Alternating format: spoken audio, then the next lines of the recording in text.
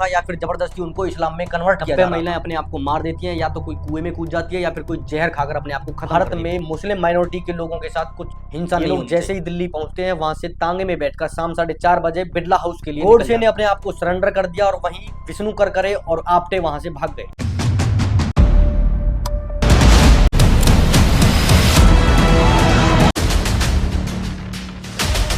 ये टाइम ऐसा था जब भारत का पार्टीशन हो गया था और जिन्ना की जिद से पाकिस्तान बन गया था। और इसका जो पार्टीशन हुआ था वो माउंटबेटन योजना के आधार पर इंडिया इंडिपेंडेंस एक्ट 1947 के तहत हुआ था, जिसमें ये एग्रीमेंट हुआ था कि एरिया का जो बंटवारा होगा वो इस हिसाब से होगा कि जिस एरिया में मुस्लिम लोग मेजोरिटी में हैं वो एरिया पाकिस्तान के हिस्से में होगा। वैसे तो पार्टीशन अपने आप में बहुत बड़ा मुद्दा है, तो इसके लिए किसी और दिन डिस्कस करेंगे, लेकिन आज हम सिर्फ उन सभी कारणों का डिस्कस करेंगे जो नाथूराम गोडसे ने गांधी जी की हत्या के लिए जिम्मेदार बताई। इससे पहले हम गोडसे के हल्फनामे को डिस्कस करें, उससे पहले थोड़ा उस टाइम जो एक्चुअल कंडीशन थी दोनों देशों में उसको समझते हैं। तो होता क्या है, जब पार्टीशन हो गया था तो उन लोगों के लिए बहुत बड़ी दिक्कत हो गई थी जो हिंदू और सिख थे और उस एरिया में रह रहे थे जो पाकिस्तान का हिस्सा था, जहां पर मुस्लिम लोग मेजोरिटी में थे। ये जो बंगाल का एरिया था जहां हिंदू और सिख माइनॉरिटी में थे, इन सबको माइग्रेट होकर इधर से भारत में आना था। और दूसरा ऐसा ही पंजाब का जो एरिया था वहां भी सिख और हिंदुओं को माइग्रेट होकर भारत में आना। तो जब पार्टीशन हुआ था उसमें यह तय हुआ था कि इसमें कोई हिंसा नहीं होगी। जब लोग एक जगह से दूसरी जगह माइग्रेट होंगे तो वहां माहौल बिल्कुल शांति का रहेगा।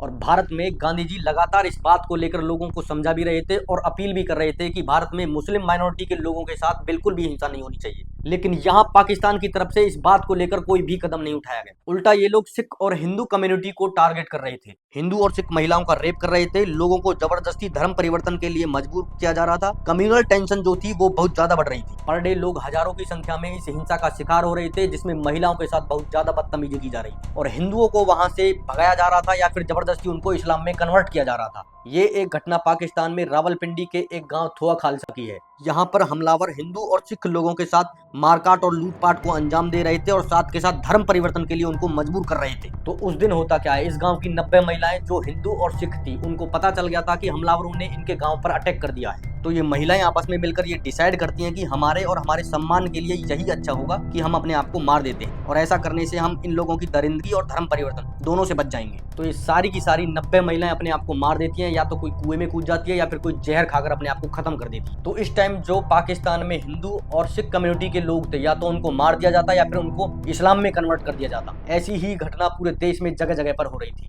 और जबकि पार्टीशन के टाइम पर यह एग्रीमेंट हुआ था कि पाकिस्तान उन सभी महिलाओं को वापस भारत में भेजेगा जो उन्होंने किडनैप कर रखी थी। और जब लोग एक जगह से दूसरी जगह माइग्रेट करेंगे तो माहौल बिल्कुल शांति का रहेगा, वहां 1% भी हिंसा नहीं होगी। लेकिन एग्रीमेंट के हिसाब से ऐसा कुछ भी नहीं हुआ। उल्टा कलकत्ता में डायरेक्ट एक्शन डे के दिन हिंदू फैमिली को टारगेट किया गया। उस दिन हिंदू महिलाओं को शिकार बनाया गया, जिसमें लगभग 50,000 के समथिंग लोग मारे गए। इसको the great killing of Calcutta के नाम से भी जाना जाता है। इन सबको मैं आपको इसलिए बता रहा हूँ क्योंकि यही चीजें आगे चलकर गांधी जी की हत्या का कारण बनेंगी। ऐसी ही घटना एक नोआखली के हिंसा के टाइम पर हुई। यहाँ मुसलमानों ने हिंदू लोगों को टारगेट किया और इनको इस्लाम में कन्वर्ट करने के लिए मजबूर किया गया। उस दिन कई हजारों की संख्या में लोग अपने घर छोड़कर भाग गए। कहा जाता है कि उस टाइम पर कई हजार हिंदू लोगों को इस्लाम में जबरदस्ती कन्वर्ट किया गया और जिसमें 5,000 के समथिंग लोगों को मार दिया गया। इसमें ये लोग जो इस्लाम कबूल कर लेता उसको छोड़ देते, जिन्होंने इस्लाम कबूल करने से मना कर दिया उसको मार देते। उस दिन छपरा और सारण जिले में सबसे ज्यादा हिंसा हुई। ऐसी ही एक घटना गढ़मुक्तेश्वर शहर में हुई, जहां पर मुसलमानों की भीड़ ने हिंदू लड़कियों और औरतों को नग्न अवस्था में इनका जुलूस निकाला। इनका रेप किया गया और इनको सड़कों पर जिंदा जला जलाकर भगा भगा कर मारा गया। उस टाइम पर इंसानियत की सारी लिमिट क्रॉस की जा रही थी और इसमें हिंदू और जो सिख महिलाएं या लोग थे उनको टारगेट किया जा रहा था। इन दंगों में 10 से 20 लाख लोग मारे गए थे और 1.5 करोड़ लोग अपनी घर प्रॉपर्टी से बेघर हो गए थे। इन सब के बावजूद भारत में गांधी जी हिंदू और मुस्लिम यूनिटी के लिए लोगों से अपील कर रहे थे। मैं आपको बता दूं, इस वीडियो में मैंने एक्चुअल सोर्स और बुक्स का सहारा लिया है, जिसमें मैं अपने मन से कुछ नहीं बोल रहा। तो इनका लिंक मैं डिस्क्रिप्शन में डाल दूंगा, आप वहां से पढ़ सकते हैं। तो उस टाइम पर जब दंगों का शिकार लोग हो रहे थे, तो उस टाइम पर गांधी जी और सरकार इन दंगाइयों के खिलाफ कोई कट्टर एक्शन लेने की बजाय उनसे हिंसा न करने की अपील कर रही थी। और जहां गांधी जी लोगों से अपील कर रहे थे कि भारत में मुस्लिम माइनॉरिटी के लोगों के साथ कुछ हिंसा नहीं होनी चाहिए, उस टाइम हिंदू महासभा और आरएसएस जैसे हिंदू संगठन इस पार्टीशन के कट्टर विरोध में थे और सिखों और हिंदुओं के साथ जो हिंसा हो रही थी उसके लिए गांधी जी और सरकार दोनों को जिम्मेदार बता रहे थे। और नाथूराम गोडसे भी उसी हिंदू महासभा का सदस्य था। जैसे मुसलमानों के रिप्रेजेंट के लिए मुस्लिम लीग बनाई गई थी, ऐसे ही हिंदुओं की मांग और उनके अधिकार के लिए हिंदू महासभा और आरएसएस का गठन किया गया था। और इनके जो प्रमुख थे वो वीर सावरकर जी थे।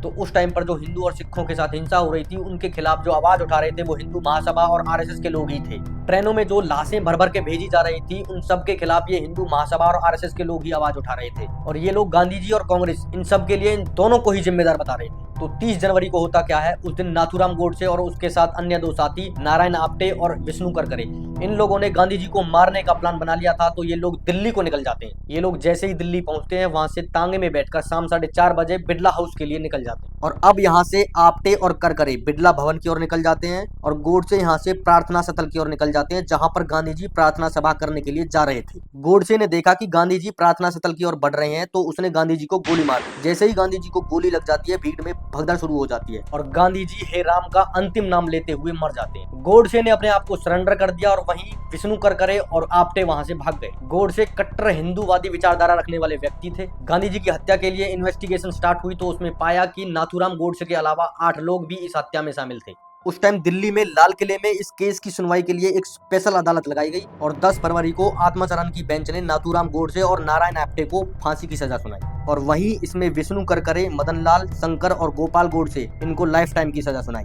वीर सावरकर को सबूत न मिलने की वजह से उनको बरी कर दिया। इसके बाद जैसे ये लोग कोर्ट से बाहर निकलते हैं, ये सभी के सभी हिंदू धर्म की जय के नारे लगाते हैं। इसके बाद वो दिन सामने आता है जिसका सभी को इंतजार था। इस दिन गांधी जी की हत्या की वजह सबको पता लगने वाली थी और यहाँ कोर्ट का फाइनल जजमेंट आने वाला था। उस दिन तारीख थी 8 नवंबर 1949। कोर्ट की सुनवाई जैसे ही पूरी होती है तो कोर्ट ने गोडसे से पूछा कि आपको अपने बचाव के लिए कुछ कहना है। तो यहाँ नाथूराम गोडसे ने कहा कि वो 93 पेज की स्टेटमेंट सबके सामने पढ़ना चाहते हैं। तो गोडसे की स्टेटमेंट में उसने कहा है कि गांधी जी की हत्या उसने राजनीतिक वजह से की है। उसके हिसाब से गांधी जी ही पार्टीशन के जिम्मेदार थे और पार्टीशन के बाद जो हिंदू और सिखों में हिंसा हुई उसके भी गांधी जी ही जिम्मेदार थे।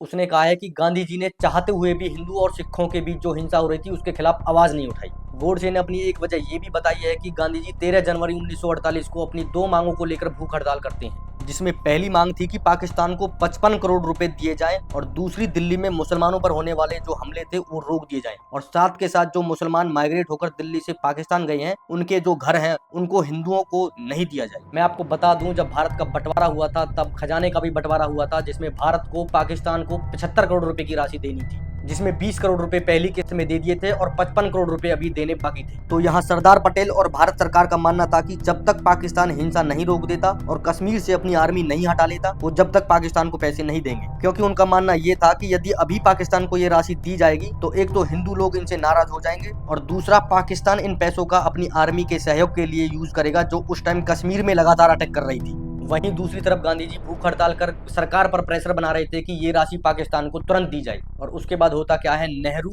और भारत सरकार भूख हड़ताल के तीसरे दिन यानी 15 जनवरी को पाकिस्तान को ये राशि दे देते हैं। वहीं दूसरी तरफ भारत कम्युनल हिंसा से लगातार जल रहा था। ये हिंसा किस हिसाब की थी ये मैंने वीडियो के स्टार्टिंग में आपको बता दिया है। यहाँ जब नाथूराम की स्टेटमेंट सबने सुनी तो कांग्रेस और नेहरू इनने इसको पब्लिश होने से रोक दिया और इस पर बैन लगा दिया। इसी के साथ साथ आरएसएस पर भी बैन लगा दिया जो बाद में हटाया गया। इसके बाद नाथूराम गोडसे ने कोर्ट रूम से अखंड भारत अमर रहे और वंदे मातरम के नारे लगाए। और कुछ दिन बाद 15 नवंबर 1949 को अंबाला की जेल में नाथूराम गोडसे और नारायण आप्टे को फांसी दे दी गई।